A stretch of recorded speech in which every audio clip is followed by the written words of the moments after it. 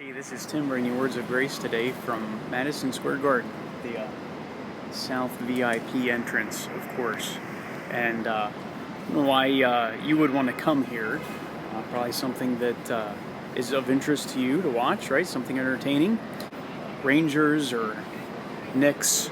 I looked at the events coming up. There's MMA Fight, Billy Joel, Jennifer Lopez, John Mayer, Queen, and Barbra Streisand.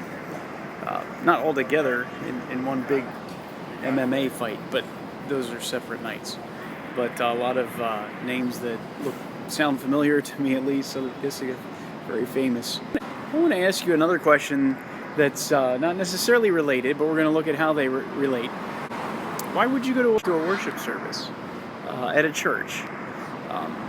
Clarify that it shouldn't be the same reason. Right? Worship services are not designed to keep humans entertained. They shouldn't be for humans at all in one sense, but to worship, right? To worship Jesus Christ.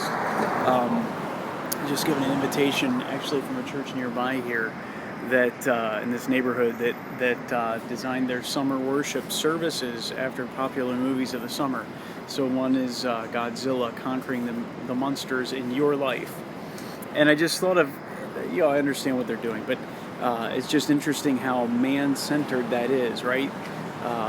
Appealing to man, on the entertainment of man, to help man solve man's problems. But that's not what a worship service is about, right? It should be about drawing us toward Christ and the glory of Christ, right? That's what Christianity is all about. And so when we gather as a church for a worship service, it must be to show the beauty and the glory of who He is. And this is what He commands. Worship services are not Madison Square Garden or movie theater. They're where Christians meet to worship Christ. The entire worship service is for Him. You praise Him jubilantly with all your heart, soul, and mind, focusing on Him. I'm really enjoying our Colossians series because that's what that is all about. It's all about Christ, saying our lives are all about Him. So worshipful. And then that's really one of the phrases. It says not just the worship service, but all things were made by Him and for Him and through Him, right? It's all for Him, not just a service. Everything we do is for Him. You exist for Christ. You were created for Christ. Being a Christian is understanding this essential fact about life. Right? Life's not about me. By Jesus I was created, and I'm held together by Him, and I'm made for Him to be a worshiper of Him.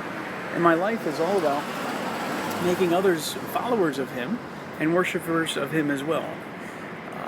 So we gather Sunday for worship. Not to tickle our ears, but to gaze our eyes on the glory and majesty of God and Jesus Christ. And what's neat is this is how God made us. God made us to when we do that, we really do find satisfaction. In fact, we're discontent because He made us for this type of worshiping God the Son. We're discontent with anything else.